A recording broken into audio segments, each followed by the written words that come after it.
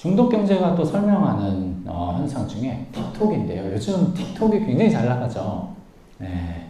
사실은 이제 어느 순간 갑자기 이 틱톡이 유튜브와 쌍벽을 이루는 그런 이제 동영상 플랫폼이 되었는데요.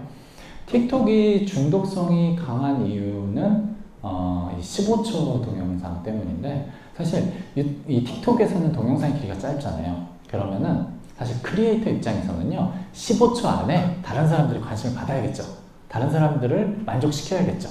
그렇기 때문에 틱톡의 동영상은요, 유튜브 동영상들보다 훨씬 자극적이고 훨씬 이제 그런 동영상들이 많을 수밖에 없어요. 그래서 틱톡의 동영상이 중독성이 더 강할 수밖에 없는 거고요. 또 크리에이터 입장에서도요, 사실 15초짜리 동영상을 올리면 사람들이 반응을 하잖아요. 그러니까 유튜브보다도 훨씬 사람들의 좋아요 반응이 빠르게 올라가요. 그러니까 크리에이터 입장에서도 훨씬 빠르게 칭찬을 받을 수가 있고요. 또 보는 사람 입장에서도 컨텐츠 자체가 유튜브보다 더 중독성이 강하기 때문에 이런 이제 숏폼 플랫폼이 더 강한 중독성을 만들어내면서 틱톡이 그 중에서 이제 가장 성공하고 있는 사업자가 되는 거죠. 또 이 중독 경제를 이해하면은 왜 요즘 쇼핑 앱들이 이런 걸 많이 하는지도 쉽게 이해가 되는데요.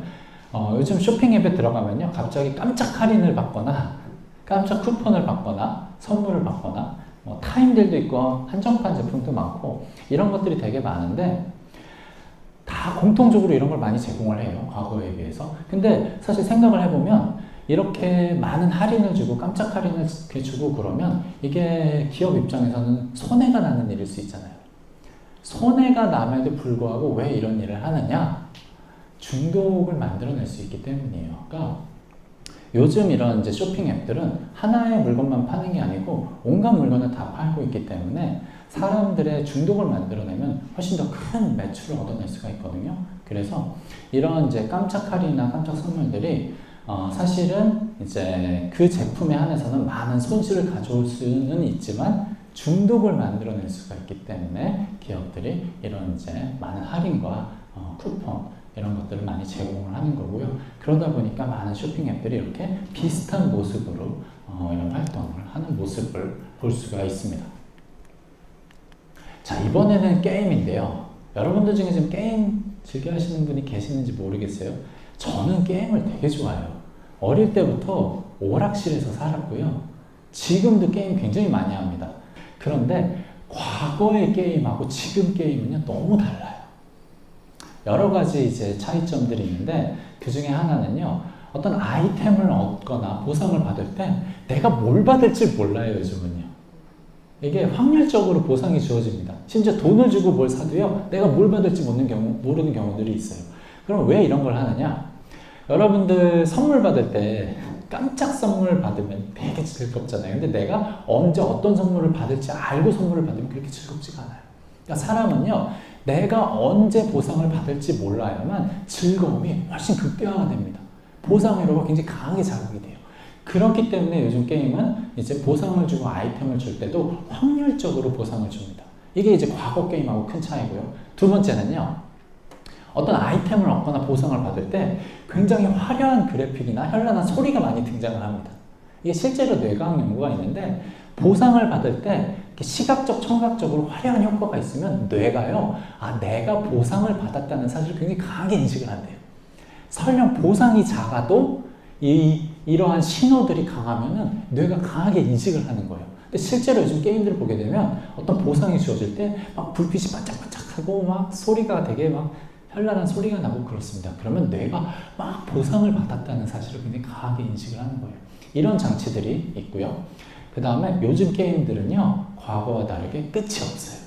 예전에는 게임을 해도 몇 시간 하거나 며칠 하면은 딱 끝이 납니다. 그럼 아무리 내가 이 게임에 중독이 돼도요, 게임의 끝을 보게 되면 이제 중독에서 완전히 벗어나는 거예요. 요즘 게임은요, 끝이 없어요.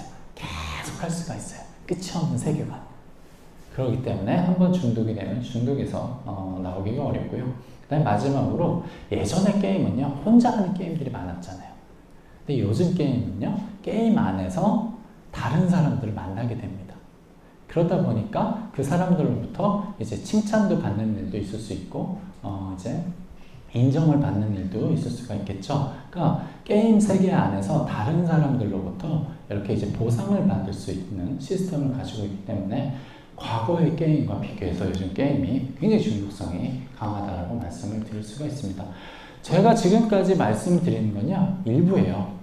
그러니까 일부의 예에 불과하고요. 우리가 지금 세상이 이 중독을 만들어내는 중독 경제라는 걸 이해를 하면요, 진짜 여러분들이 왜 이 앱이 이런 모습을 가지고 있구나, 왜 앱들이 이런 방향으로 변화를 하고 있구나, 이런 걸 되게 사실은 쉽게 이해를 할 수가 있어요. 그리고 이 앱은 왜 성공했고 저 앱은 성공하지 못했는지도 쉽게 이해를 할 수가 있고요. 그리고 앞으로 앱들이 어떠한 모습으로 진화를 하겠구나도 어느 정도 예측이 가능합니다. 그래서 지금 시대가 중독 경제라는 사실을 이해하는 게 너무 중요해요. 자, 그러면 중독 경제에 대해서는 지금까지 이렇게 설명을 드렸습니다.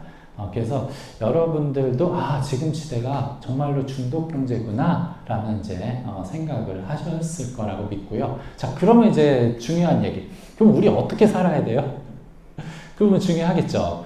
당연히 이제 사업자들은요, 이 중독 경제 속에서 사업의 기회를 찾고 성공하는 방법을 찾아야 되고요. 또 이제 개인들은 이 중독 경제 속에서 이제 행복한 삶, 자신이 원하는 삶을 살 수 있는 방법을 찾아야 되겠고, 부모라면 중독 경제 속에서 자기 아이를 이제 키우는 방법을 이렇게 찾아야 되겠죠. 그래서 얘네들에 대해서 좀 이렇게 설명을 드리려고 합니다. 먼저 사업자들인데요. 자, 요즘에 사업자들은요, 다 기본적으로 앱을 만들게 되죠. 앱을 만들어서 이제 하게 되는데, 제가 이렇게 뭐 스타트업이나 이제 기존 어떤 회사들이 만든 앱을 보게 되면요, 제공하는 서비스들이 굉장히 좋아요. 혜택도 많아요. 그리고 사용자 경험도 좋아요. 앱 되게 잘 만듭니다. 근데 대부분 잘 안 돼요. 왜 잘 안 되느냐? 보면은요, 중독의 장치가 없는 경우가 대부분이에요. 그러니까 아무리 좋은 앱을 만들어도요, 지금 시대에는요, 중독의 장치를 만들어내야 돼요. 왜냐하면요, 기존에 이미 성공한 빅테크 기업들은요, 굉장히 중독의 장치들을 잘 구현해내고 있고요. 이미 사람들은 그들의 앱에 어딘가에 중독이 돼 있는 상태거든요. 이런 상태에서 내가 아무리 사람들에게 많은 혜택을 주는 앱을 만들어도 사람들이 관심을 가지기가 어렵고, 한 번 관심을 가져도 지속적으로 사용하기가 어려운 거죠. 그래서 이 중독 경제에서 중독은요, 나쁘거나 뭐 이런 게 아니고, 우리도 반드시 이해하고 갖춰야 될 어떤 필수적인 무기다, 이렇게 생각을 하셔야 돼요. 그러니까 아무리 좋은 앱을 만들어도 내가 중독의 장치를 갖고 있지 못하면 성공하기가 어렵다, 이렇게 말씀을 드리고요. 그리고 내가 내 앱을 통해서 정말로 기존에 이런 이제 성공한 앱과의 경쟁에서 이기고 싶다, 그러면 이들보다 더 강한 중독의 어떤 장치를 만들거나 아니면 기존에 없는 새로운 중독의 장치를 찾아내셔야 됩니다.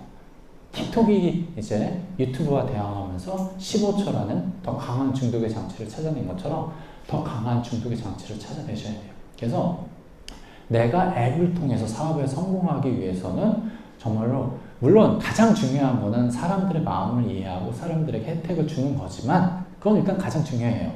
근데 이미 사람들은 중독 경제 속에서 살고 있기 때문에 사람들에게 혜택을 주더라도 나도 이런 중독의 장치를 갖춰야 된다, 이 말씀을 꼭 드리고 싶고요.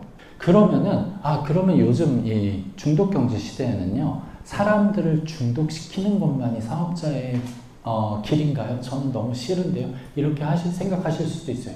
괜찮아요. 왜냐하면 중독 경제가 심화될수록 중독에서 벗어나고 싶어하는 사람들도 많아질 수밖에 없습니다. 그래서 이 중독 경제가 심화될수록 유망한 사업들이 있는데요. 이게 앱이 아니라 오프라인 공간에서 사람들 사이에 인간적이고 친밀한 관계 형성의 기회를 제공해주는 사업은요, 저는 앞으로 더 유망할 것이라고 생각을 하고요. 또 중독 경제 시대에는요, 사람들이 자기 관리를 하거나 목표 달성하기가 어려울 수밖에 없어요. 스마트폰 안에 워낙 유혹이 많으니까 이런 거를 도와주는 사업도 굉장히 유망할 수밖에 없습니다. 그리고 디지털 디톡싱, 그러니까 사람들을 잠시라도 이런 디지털에서 완전하게 벗어나게 해주는 서비스, 그러니까 이런 이제 뭔가 마음을 정화해주는, 디톡싱 해주는 서비스도 저는 유망할 것이라고 예상을 합니다. 자, 그러면은 이제는 개인들은 그럼 어떻게 살아야 할까요? 이 얘기를 조금 말씀을 드리려고 하는데요. 자, 이 중독경제 시대에는요, 개인들이 자기 관리를 하거나 원하는 목표를 달성하기가 어려울 수밖에 없습니다. 자기 관리를 하고 원하는 목표를 달성하는 것은 많은 노력이 필요하고 많은 시간이 필요한 일이잖아요. 그런데 사실 이 스마트폰 안에는요, 우리가 손쉽게 얻을 수 있는 즐거움이나 보상이 너무 많아요. 그렇다 보니까 오랜 시간 노력하는 게 어려울 수밖에 없는 그런 시대죠. 그리고 또 시간을 그냥 낭비하기가 굉장히 쉬울 수밖에 없습니다. 시간을 잘 쓰는 것도요, 사실은 노력이 필요하고 계획이 필요하고 또 때로는 이제 경제적 비용도 필요한 일인데 그냥 스마트폰 열면은 시간 보내기가 좋잖아요. 그래서 시간을 낭비하기가 굉장히 쉽습니다. 이런 시대에 우리가 어떻게 자기관리 능력을 기를 수 있느냐, 거기에 대해서 세 가지 말씀을 드리면, 첫 번째, 목표를 세우실 때 너무 큰 목표를 세우시면 안 됩니다. 왜냐하면 큰 목표를 세우면 그만큼 많은 시간과 노력이 필요하잖아요. 그러면은 그 목표를 달성하기 전에 이런 스마트폰의 유혹에 빠지기가 굉장히 쉽습니다. 스마트폰 안에는 굉장히 이제 많은 보상들이 존재하니까. 그래서 목표를 세우실 때 달성 가능한 목표를 굉장히 자주 많이 만드시는 게 사실은 큰 도움이 돼요. 그래서 좀 이렇게 쉬운 목표들을 좀 쉽게 달성을 해나가면서 이 목표 달성의 즐거움을 경험을 하셔야 돼요. 자주. 그래서 이런 것들을 좀 이렇게 하시다 보면은 조금씩 이제 그때서부터 목표를 조금씩 어렵게 만드시는 거죠. 그래서 처음 시작하실 때는 최대한 이제 쉽고 이제 쉽게 달성하는 목표를 자주 이렇게 만드신 다음에, 그러면서 목표 달성의 기쁨을 평소에 많이 느끼시면서 이제 전체적으로 조금씩 목표를 어렵게 해가지고 궁극적으로 내가 원하는 큰 목표를 달성하는 그런 시스템을 만드는 거고요. 두 번째는요, 이 중독경제 시대에는요, 집중하기가 굉장히 어렵습니다. 뭘 하나 집중을 하려고 하더라도 계속 이제 알림이 오기도 하고 연락이 오기도 하고, 그리고 실제로 연구가 있는데 스마트폰이 책상 위에 있는 것만으로도요, 사람의 뇌의 인지 기능이 굉장히 떨어진대요. 왜냐하면 관심이 이미 그쪽에 가 있는 거예요.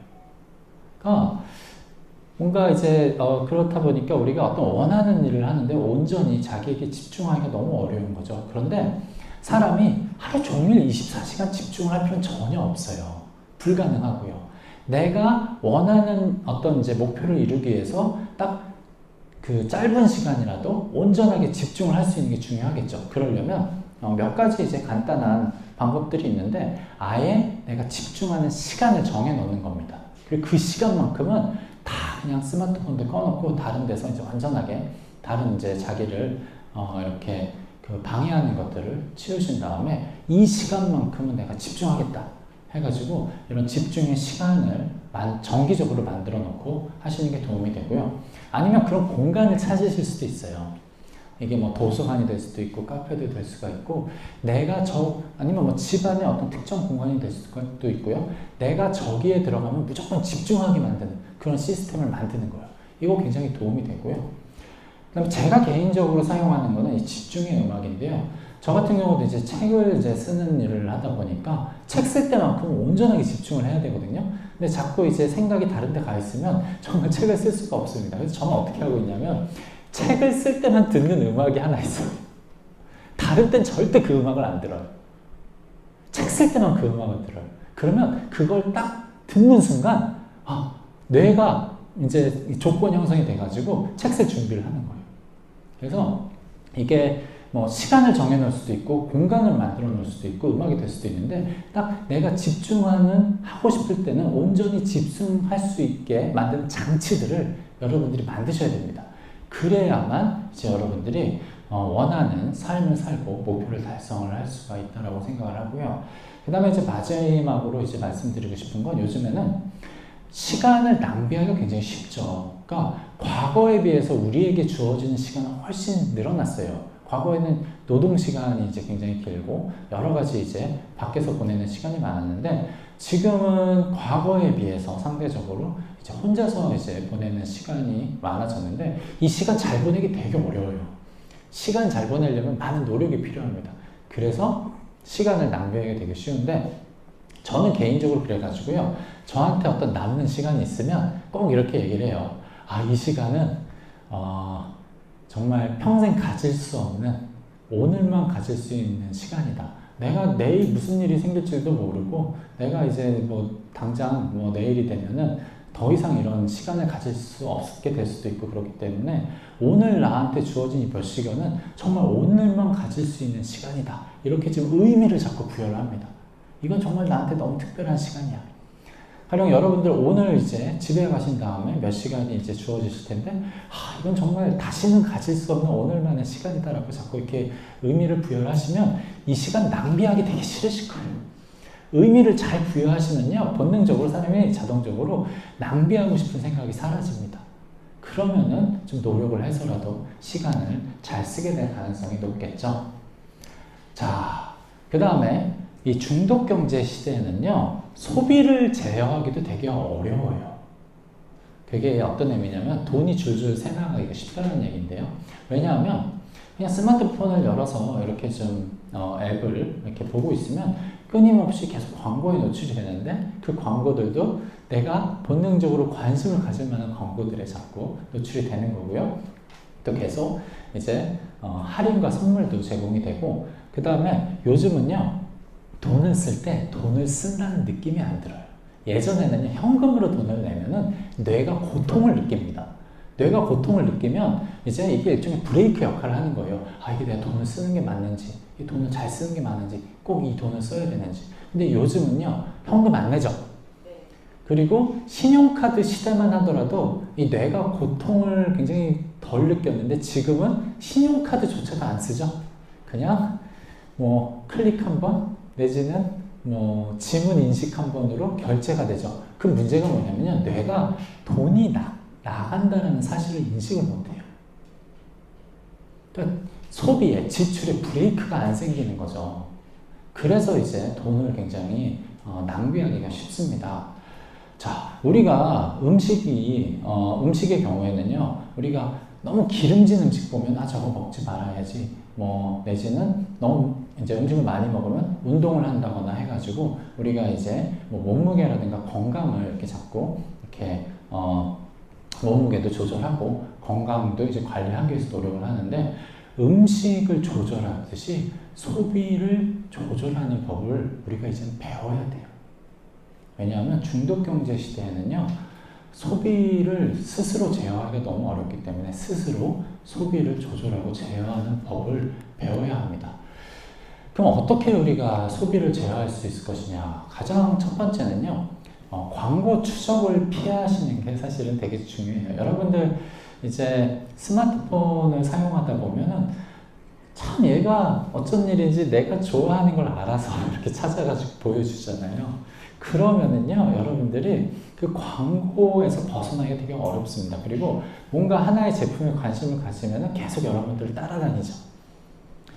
근데 이거를 막는 간단한 방법이 있어요. 그 앱의 추적 기능을 꺼놓는다거나 아니면 이제 추적이 안 되는 그런 이제 앱들을 사용을 하게 되면요, 이 광고 사업자들이 여러분들이 뭘 좋아하고 뭐에 관심을 가지는지 모릅니다. 그러면은 정말 여러분들하고 전혀 관계가 없는 그런 광고들이 뜨게 돼요.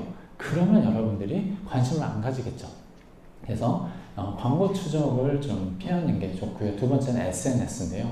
SNS에 이제 들어가면 이제 뭐 페이스북이나 인스타그램이나 왜 이렇게 이 알고리즘은 멋지고 잘난 사람들을 추천을 해주는 거예요. 계속 그런 사람들 보게 되죠. 처음엔 흥미롭죠. 이런 사람들 보는 게 그렇지 않은 사람 보는 것보다. 근데 이런 사람들을 자꾸 보고 자꾸 노출이 되면요, 어느 순간 자기에 대한 만족감이나 자존감이 굉장히 떨어집니다.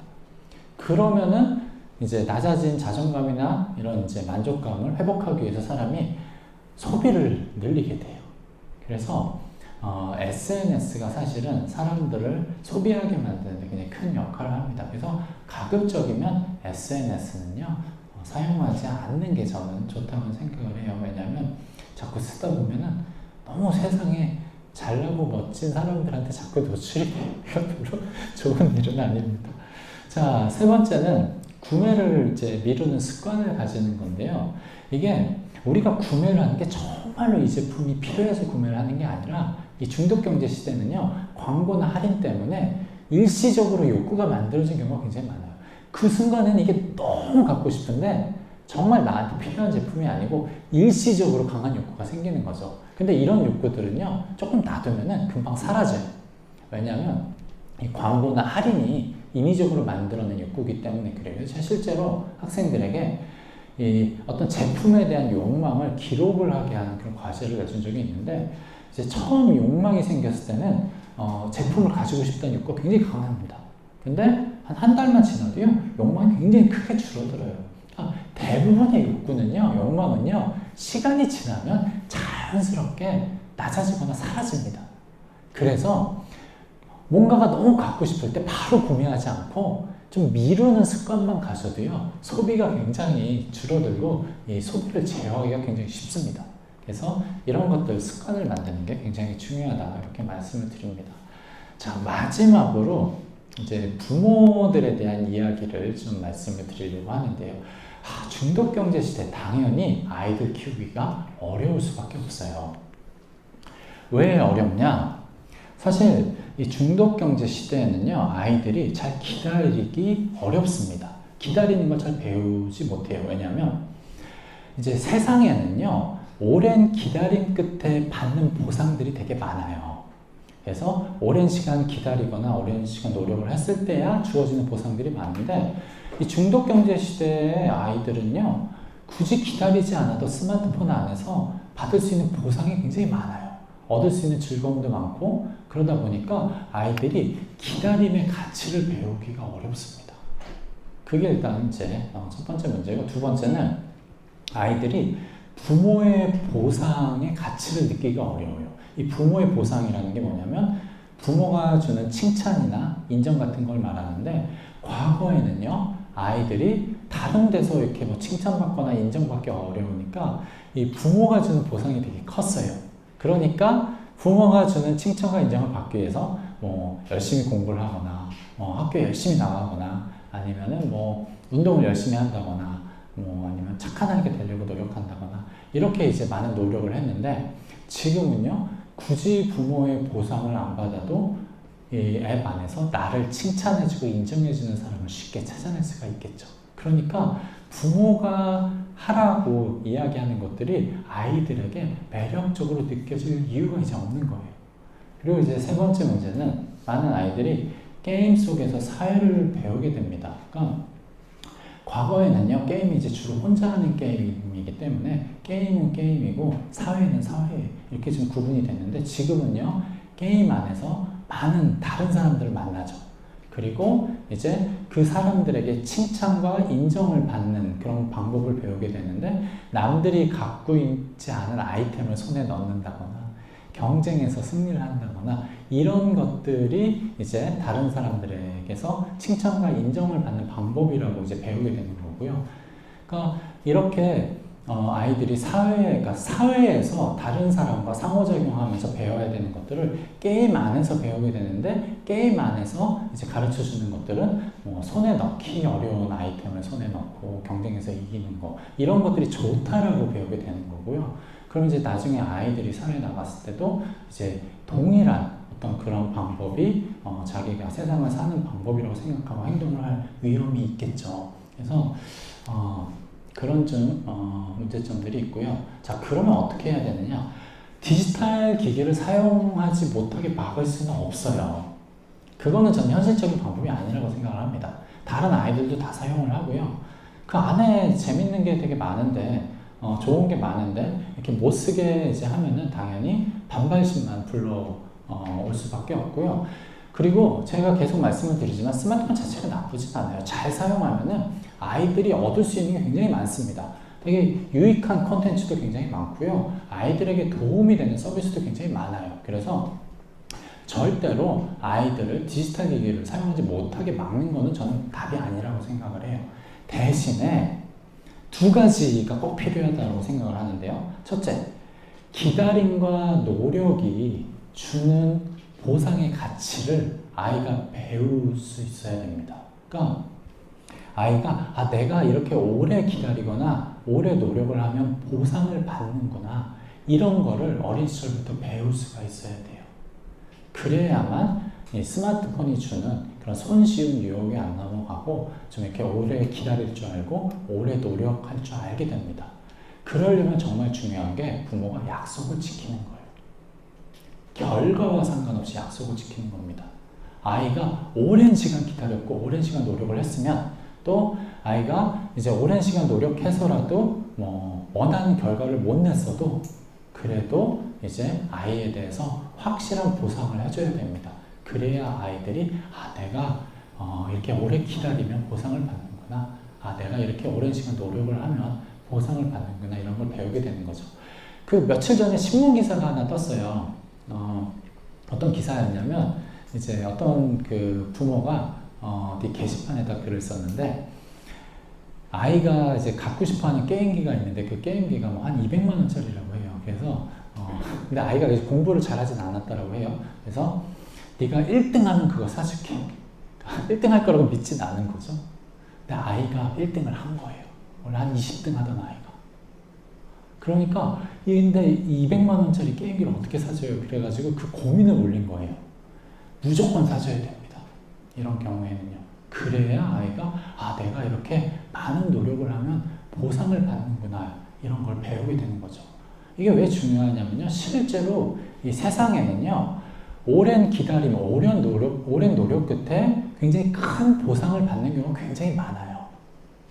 반면에 기다리지 않고 받는 보상들은 되게 작고 일시적인 보상인 경우가 많습니다. 그래서 사실 사람이 이게 오랫동안 기다리고 오랫동안 노력하는 것의 가치를 배울 수가 있어야 되거든요. 그러기 위해서 가장 중요한 거는 약속을 지키는 거. 너무 중요합니다.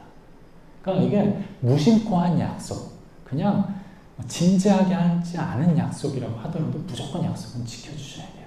그게 중요하고요. 두 번째는 알고리즘에 대한 대항력을 기르는 게 중요한데요. 사실 아이들이 유튜브 굉장히 많이 보죠. 근데 유튜브를 보다 보면은 계속 자동 추천되는 그런 동영상들을 보게 되는데, 그러면은 뭐 좀 좋지 않은 동영상에도 당연히 노출이 될 수밖에 없어요. 근데 그렇다고 유튜브를 보지 못하게 막는 것도 답은 아닙니다. 유튜브 안에요, 좋은 동영상도 굉장히 많아요. 아이들에게 도움이 되는 동영상도 많습니다. 그럼 어떻게 해야 되느냐? 아이들이 스스로 이거는 좋은 콘텐츠구나, 이건 좋은 거구나, 볼만한구나, 저거는 아니구나, 이거는 보지 말아야겠다, 이렇게 판단할 수 있는 능력을 길러주셔야 됩니다. 그래야 알고리즘에 대한 대항력, 저항력이 생기거든요. 그럼 그걸 어떻게 길러줄 수 있느냐? 아이가 유튜브 콘텐츠를 볼 때 부모가 같이 보셔야 돼요. 그리고 그 콘텐츠에 대해서 이야기를 하셔야 돼요. 어떤 점이 좋고 어떤 점이 나쁜지. 특히 아이가 어릴 때 처음 이런 이제 유튜브 동영상들이 막 노출될 때 무조건 같이 보시고 거기에 대해서 얘기를 하셔야 됩니다. 그래야 아이가 이거는 좋지 않은 거구나, 이건 좋은 거구나, 그런 것들에 대해서 배우게 되고 스스로 판단할 수 있는 기준이 생기게 됩니다. 그래서 아이가 알고리즘에 대한 대항력을 가지기 위해서는요, 이게 사실 부모 입장에서도 많은 노력이 필요한 일이긴 한데, 그래도 아이가 보는 거를 같이 보시는 노력이 필요하고요. 거기에 대해서 이야기할 수 있는 그런 이야기하는 노력이 필요하다, 이렇게 말씀을 드리고 싶습니다. 자, 오늘 그래서 제가 중독경제의 정의, 의미에 대해서 설명을 드렸어요. 왜 중독경제, 지금 시대가 중독경제인지 말씀을 드렸고요. 정말로 지금 이 중독경제는요, 엄청난 어마어마한 패러다임 변화다라고 생각을 하셔야 됩니다. 정말로 저는 이제 연구를 하는 사람이다 보니까 한 150년 정도의 소비재 시장 역사 전체를 놓고 보면요, 어마어마한 지각운동이 일어나고 있는 것과도 같아요. 그래서 지금 시대가 중독경제구나라는 거를 잘 이해를 하셔야 되고요. 이 중독경제는요, 지금 이제 현재 우리의 모습이면서 앞으로 더욱 심화될 수밖에 없습니다. 그렇기 때문에 이 중독경제를 피하려고 하실 필요도 없고요. 사실은 피할 수도 없습니다. 대신에 우리가 중독경제를 제대로 이해하고 그 안에서 사업자라면 사업의 기회를 낼 수 있어야 되겠고요. 또 개인이라면요, 중독 경제가 주는 혜택을 모두 누리면서도 이제 중독되지 않을 수 있는 방법을 찾아야 되겠죠. 그러기 위해서 우리 다 함께 이 중독 경제에 대해서 잘 이해하고 그 안에서 우리만의 어떤 이제 중독 경제를 살아가는 법을 같이 잘 찾아갔으면 좋겠습니다. 자, 오늘 강의는 여기에서 마치도록 하겠습니다. 감사합니다. 일단 뭐 사람마다 다를 수는 있을 것 같기는 해요. 일단 저 같은 경우는 제가 사용하는 음악에는 가사는 없어요. 그러니까 이제 연주 음악이면서 듣는 동안에 이렇게 좀 갑자기 뭐 곡의 변화가 심하거나 이러면은 또 갑자기 이제 집중이 깨질 수가 있기 때문에 좀 곡의 변화가 좀 없고 가사가 없고 이런 음악을 좀 골라가지고 이제 집중해서 일을 할 때 꼭 그 음악을 틉니다. 그래서 그걸 이제 몇 번 반복하다 보면은 이제 딱 그 음악을 듣는 순간 나도 모르게 이제 책을 쓸 준비가 되는 거죠. 그래서 이게 근데 또 아침에 듣는 음악은 또 달라요. 아침에는 조금 이렇게 높낮이가 강하고 좀 센 음악을 좀 듣고요. 그래서 그걸 듣는 순간 또 오늘 하루 열심히 살자 이렇게 좀 이런 생각을 하게 되고요. 그래서 내가 이제 언제 뭘 하고 싶은지에 따라서 거기에 맞는 음악을 좀 찾을 필요는 있는 것 같아요. 거기다 이제 개인적인 어떤 선호도 고려는 해야 되겠죠. 일단은 이제 메타버스는 뭐 워낙에 다양한 정의가 있고 다른 시각이 있기 때문에 딱 이렇게 해야 된다라고 말씀드리기가 좀 조심스러운 부분이 있지만 일단 크게 보면 메타버스가 소비자를 대상으로 하는 메타버스가 있을 수가 있고 기업을 대상으로 하는 이제 메타버스가 있는데 소비자를 대상으로 하는 메타버스라면 그 안에서 결국은 뭔가 이익을 만들어낼 수가 있어야 되고요. 이익을 만들어내기 위해서는 많은 사람들이 그 안에 이제 와서 그러니까 가입자가 늘어야 되고 많은 활동을 해야 되겠죠. 그래야 이제 그걸 통해서 뭐 아이템을 판매하고 광고 수입을 얻거나 할 수가 있겠죠. 그럴 때 참고를 할 수 있는 이제 가장 좋은 두 가지는요, 소셜 네트워크하고 게임이긴 합니다. 이 소셜 네트워크 앱들하고 게임들이요, 이 중독의 장치들이 굉장히 다양하게 잘 갖춰져 있고요, 가장 앞서 나가 있어요. 그래서 이 소셜 네트워크 앱들하고 게임에 대해서 공부를 잘 하신 다음에 이런 부분들을 우리 서비스에 탑재를 하면은 사람들이 이 안에서 많은 활동을 하겠구나 그런 것들을 찾아내실 수 있을 거예요. 일단 근데 저는 습관하고 중독을 구분하기는 해요. 그러니까 사실 습관은요, 그러니까 중독은 보상회로가 관련이 되기 때문에 중독이 생길 때는 즐거움에 대한 경험이 필요하거든요. 근데 습관 자체는 사실은 우리가 어떤 즐거움을 경험하기 때문에 습관이 꼭 생기는 건 아니고요. 그 다음에 중독은요, 계속 하고 싶다라는 욕구가 생기는데 습관이라는 거는 자동적으로 이렇게 되는 거기 때문에 꼭 욕구가 생기는 건 아니기 때문에 이제 습관하고 그러니까 습관하고 중독을 저는 구분을 하긴 하는데 대신에 내가 좀 중독에서 벗어나고 싶다라는 생각을 가졌을 때는 중독을 대체할 만한 습관을 가지거나 아니면 좀 상대적으로 건강한 중독을 가지는 게 저는 좋다라고 생각을 해요. 그래서 예를 들어가지고 저는 한동안 되게 심한 운동 중독 중에서 달리기 중독이긴 했었어요. 그러다가 조금 이제 너무 다리가 아파가지고 요즘은 잘 뛰지 못하고 있는데 근데 다른 스마트폰 중독보다는 저는 달리기 중독은 여전히 좋다라고 생각을 하는 게 물론 부상의 위험은 있지만 달리기 중독은 제 건강에도 좋고 그 다음에 달리기를 하는 동안에는요, 그 시간 동안에는 제가 디지털 기기에서 완전하게 벗어나거든요. 저는 이제 달리기를 할 때도 요즘 보면은 스마트폰 앱에다 각종 전자기기 해가지고 달리기를 하시는 분들도 있지만 그렇게 안 하고 그냥 아무 그런 거 없이 스마트폰에서 벗어나서 정말 뛰거든요. 그래서 제가 하루에 일정 시간은 늘 스마트폰에서 거의 이제 강제적으로 벗어나는 시간이기 때문에 이런 건강한 중독을 가지는 것도 좋고요. 그 다음에 이제 습관 같은 경우는 내가 원하는 목표가 있을 때 목표 달성을 하기 위해서는 이제 자기만의 시스템, 아까 말씀드린 것처럼 이제 뭐 작은 목표들을 이렇게 잘게 이렇게 쪼개서 만든다거나 아니면 집중하는 습관을 만드는 게 이제 자신이 원하는 삶을 살고 원하는 목표를 달성하는 데 굉장히 큰 도움이 됩니다. 그래서 중독 경제 시대에 뭐 보다 건강한 중독을 하나 찾으시거나 아니면 중독에서 벗어나서 내가 원하는 삶을 살 수 있는 습관을 만드시거나 요게 이제 저는 요즘 시대를 살아가는 방법이 아닐까라고 개인적으로는 생각을 하고 있습니다. 네, 감사합니다. 네.